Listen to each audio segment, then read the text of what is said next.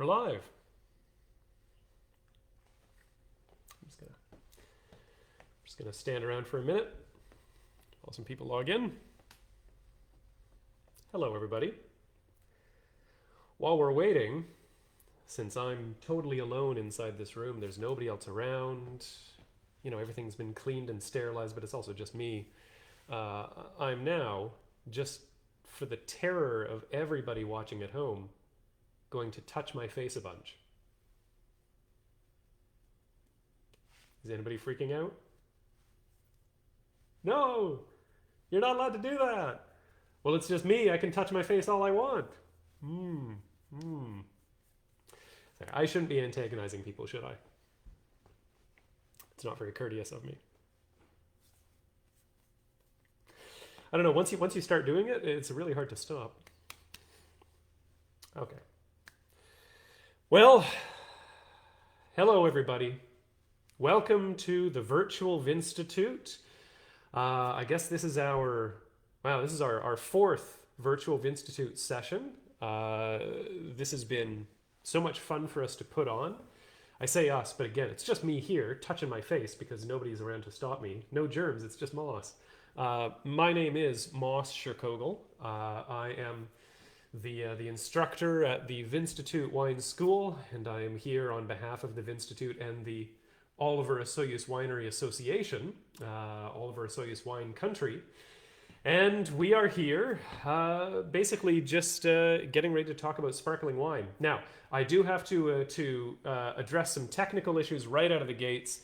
The audio should be pretty good, but the video is going to be a little bit grainy. Unfortunately, the camera that I'm using for these streams is starting to degrade. It's starting to deteriorate a little bit.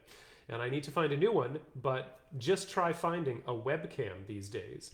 It was hard enough for me to get my fancy microphone. That took weeks and weeks and weeks to order that. It was on back order. Getting a new camera these days, almost impossible. So I am going to try to upgrade that for the next live stream. For right now, I'm afraid you're just going to have to look at sort of a pallid blob of peach color wobbling around and trust that I'm actually a human being and not an artificial intelligence. Well, like I said, we are going to be today talking about sparkling wine, and this is a really exciting topic for myself. It's just a really fun technical topic. It's something that I always find really fascinating to discuss because it really digs into how winemaking can be more than just artistic. It can also be scientific. It can be basically a method of engineering.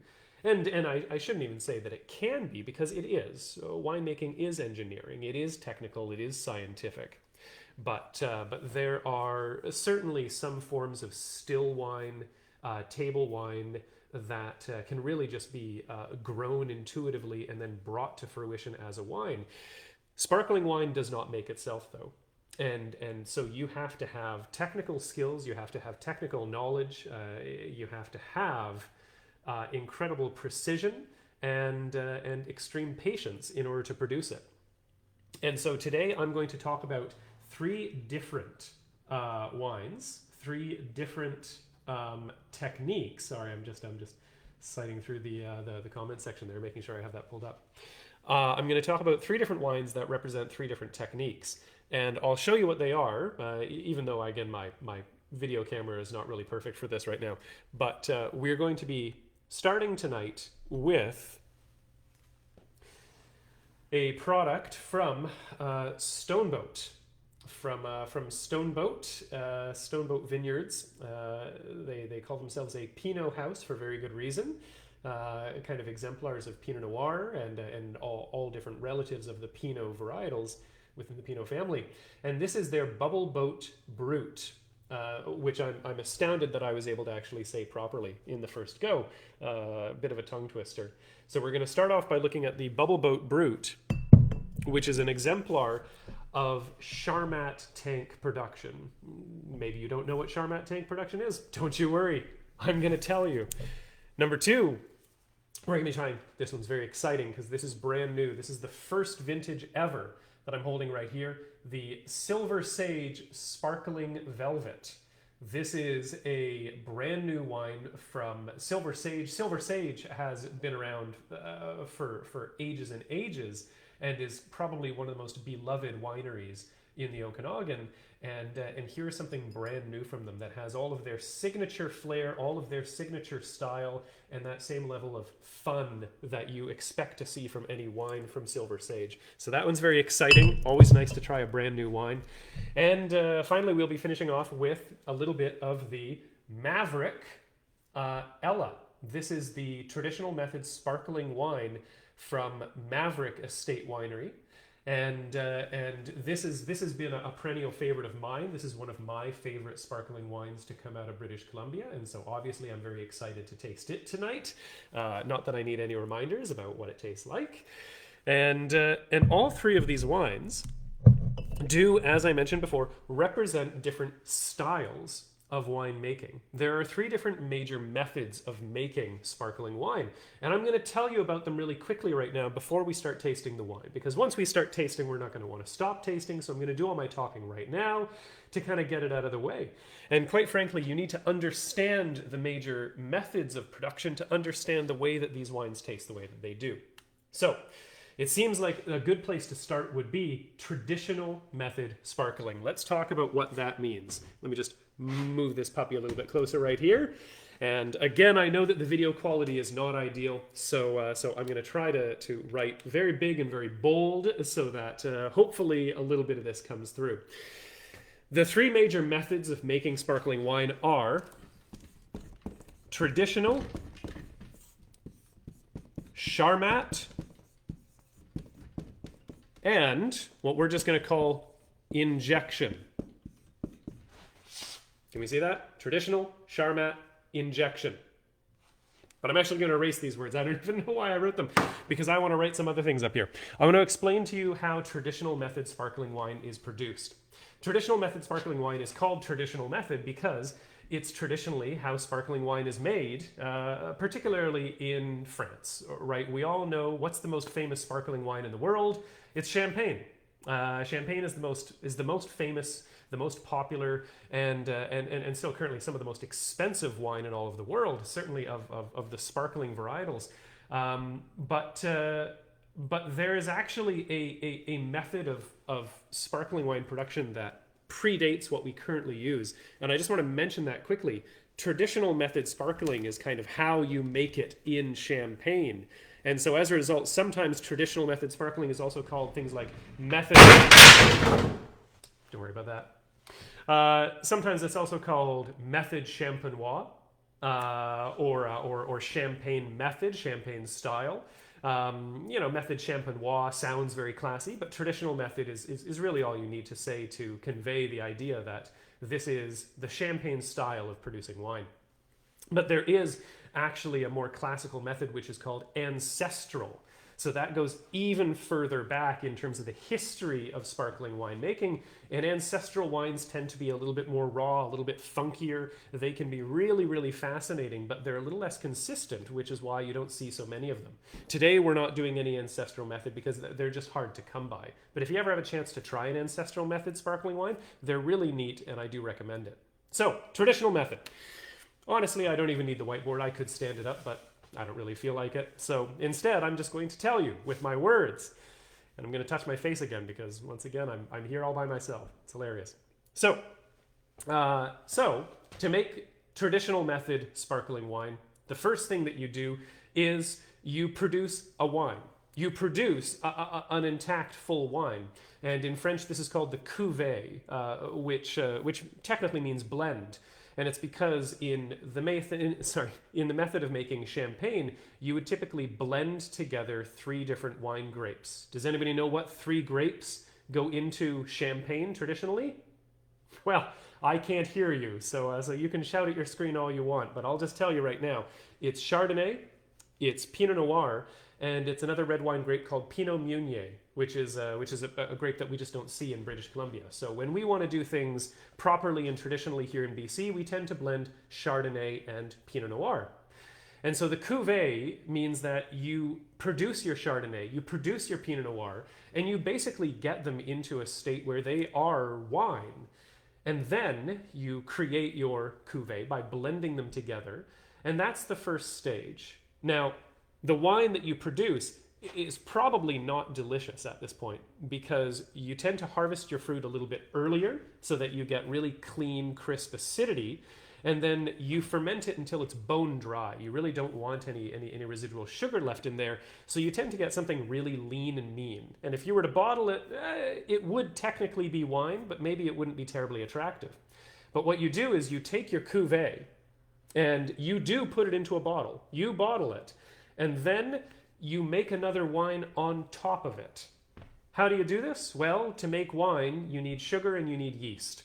And so you've already taken the sweet grape juice in the initial harvest of grapes, and you've added in some yeast to make your first wines. But then when you blend them together, they're bone dry, you then do what's called the addition of the tirage. Tirage, T-I-R-A-G-E. And the tirage is think of it as a little injection, a little infusion of sugar and yeast. So you drop in a little bit of sugar and a little bit of yeast inside this bottle. So you have your complete finished bottle of wine, and then you add in a bit more sugar, you add in a bit more yeast, and then boom, you cap that. And what happens is it goes into second fermentation. Sorry for the clinking there. The bottles are very close to the microphone. It goes into second fermentation. It ferments again. And what happens during fermentation? Well, we know that the yeast eats up the sugar and it produces alcohol. So during the second fermentation, your alcohol level goes up again. You usually get another 1 to 1.5% alcohol. 1.3 is a very common number. So you increase your alcohol content in that initial wine, but you also release something else. During fermentation, when the yeast is eating up the sugar, it's releasing carbonation. It's releasing CO2. Okay, you get carbon dioxide being released from that. Usually we would vent that in tanks. We would have a big stainless steel tank full of our juice. We would have our fermentation going in it, and we would basically vent out the CO2 to prevent the whole thing from pressurizing and exploding. And in fact, you'll see carboys. If you're making wine at home, you'll see little carboys that have these little rubbery lids that allow the CO2 to escape and vent out. When you have them inside barrels, you'll have, again, these little special vented bungs to allow the CO2 to escape. But there's no way that the CO2 is getting out of a sealed bottle of wine, which means that it pressurizes. It pressurizes and it builds up that pressure and carbonates the wine. So you do this second fermentation, and then after the second fermentation is complete, you have the option to do a little bit of lees aging. That is where you simply allow the bottle to sit. Now, what has happened as the fermentation has gone on? I've said that it's released CO2. I've said that it has increased the alcohol level. But the other thing that happens at the end of it is that the yeast dies. You put in this little dose of yeast along with this little dose of sugar. That dies. And the dead yeast cells sit inside that bottle. If you're making a fresh, clean, crisp white wine, you tend to filter out your dead yeast cells pretty early on so that you maintain the brightness of the fruit. But when you are making a traditional method sparkling wine, you leave those depleted yeast cells inside the bottle. And that is called, it's called fine lees aging. Sometimes people say that you are aging the wine sur lie, as in with lees or on lees. I honestly don't remember my French adverbs enough to remember which sur is. With, on, about, surrounding the vicinity of lees. So the point is, you age your wine with the lees to enhance the texture and the nuttiness. When you are exposing the wine to lees, you are basically releasing long-form carbohydrates into that wine, which builds up texture and palate, a little bit of weight. And then you also enhance this sort of flavor of nuttiness. Sometimes you'll get a taste like brioche, like this beautiful breadiness coming from nice sparkling wines done in the traditional method. And that's how you get it. It's that lees contact. So finally, you go through the lees aging. That is optional, but it is pretty standard for traditional method. And then you go into the fun process of riddling. Now, this is actually happening simultaneously, so I shouldn't say that you do one before the other. But riddling is something that happens while the wine is kind of aging inside the bottle.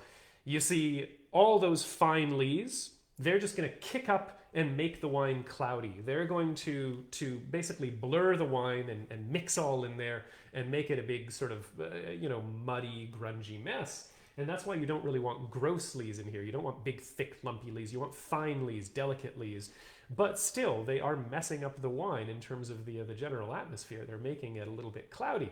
And so what you want to do is very, very slowly settle it. So riddling is this process. You have these bottles of wine. You have them set into special riddling racks in the traditional method, which is just like a hole on a diagonal rack there. And then every single day, you have somebody from the winery come through, some poor intern or cellar assistant, and take that bottle and rotate it 1/4 turn. 1/4 turn, and nudge it just ever so slightly up. And then they come by again the next day, 1/4 turn, nudge it up. And they do this for a couple of weeks. The riddling process allows the sediment to very slowly accumulate and funnel down into the neck of the bottle, so that by the end of your riddling process, a couple weeks in, all of the fine lees have all accumulated right there by the cork, or by the cap, actually. I should say that at this point they don't have the fancy champagne corks. They just have crown caps, like a beer cap, like a cider cap, on top of them. So you do the riddling process, which was, by the way, I believe actually invented by a group of women working in Champagne. That was something that I learned on International Women's Day, that the process of riddling was developed by a group of women, kind of the mothers of sparkling wine in Champagne. It's kind of an interesting story. So anyways, you do this riddling process until all the sediment has been accumulated, and then you have to do probably the least pleasant sounding but most exciting part of this process, which is called disgorging. And it sounds vile, but disgorging is a lot of fun. Disgorging is when you allow that sediment to escape. And you do that just by being fast. You take your bottle of wine very, very carefully so you don't kick up all the fine lees inside. You want it all to stay down there. And then you chill the neck of the bottle. You can do this by using ice and rock salt, or in modern days you can use things like liquid nitrogen to actually freeze that. What you're doing is you're freezing the lump of sediment into something solid. And you can look up YouTube videos, particularly of Spanish winemakers making cava. They love to do this. They'll bring people down into the wine cellar with them, and they'll disgorge it in front of them, which again sounds disgusting. They'll take their bottle opener, they'll grab the crown cap, and then they will just, bang, they will knock off the cap, and it will explode. The little chunk of frozen yeast cells will fire out of there, and then immediately the winemaker, boom, plugs it with their thumb to keep all the wine from spilling out. And so it is a very exciting, a very cool looking process. Like I said, you can look up videos, but don't do it right now because I'm still talking. Stay with me. Stay with me. You can do it afterwards. 8:30, you can go look up those videos. So anyways, you send that off, you disgorge it, and then you've lost a little bit of volume though, because you've allowed this chunk to go out, and so you want to top it back up to your 750 mils.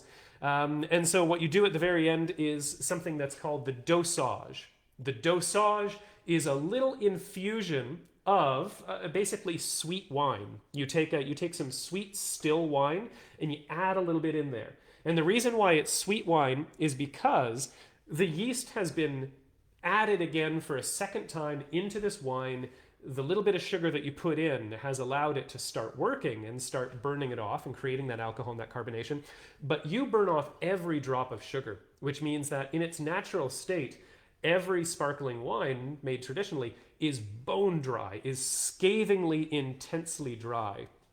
And when you try an ancestral method wine, it basically maintains this. There's no dosage, there's no way to top up the sweetness, which means that ancestral wines tend to be extremely dry. So with the traditional method, what you do is you add in a little bit of sweet still wine, and that just brings up the sugar level in it so that you can customize it to whatever level you want. At this point, the winemaker basically decides exactly how sweet they want their sparkling to be. And so all the different terminology that you see, things like brut, or sec or demi-sec, right? These are all terms that relate to sweetness.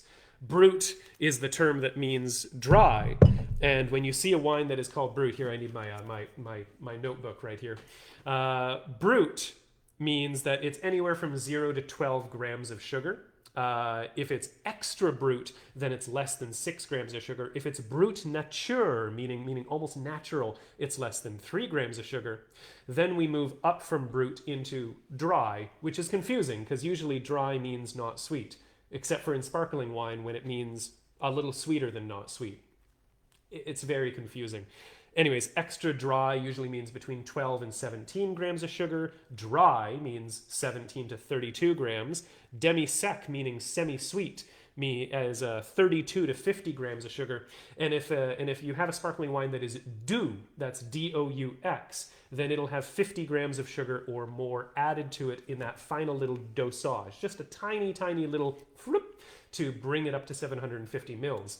So it is, as I mentioned before, a very carefully engineered style of winemaking. You're not allowing there to be incidental or accidental levels of sweetness or alcohol in there. You are very precisely manufacturing exactly what you want, which is one of the reasons why traditional sparkling wines are treated with such incredible regard, because they reflect not just the quality of a vineyard, the quality of grapes that are grown in a certain area, but also the skills and qualities of the winemaker. There's a lot of a fingerprint on every sparkling wine that is made because it requires such precision and also so many specific decisions to be made.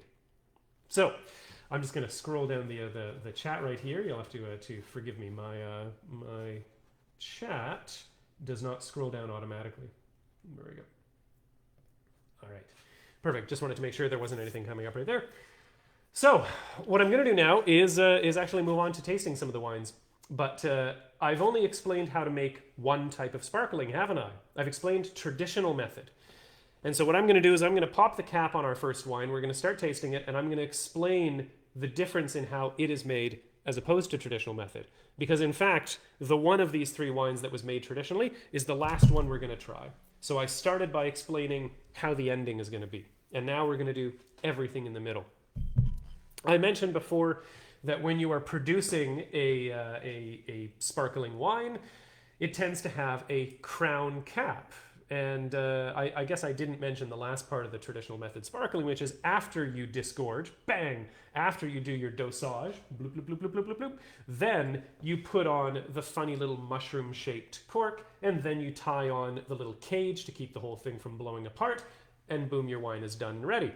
This, however, is what it looks like when it is in its kind of production state. This is the crown cap that distinguishes a sparkling wine that is being produced, or obviously this one is finished and finalized. Sometimes it's used when you're doing sparkling wines in different methods, in different sort of styles and techniques.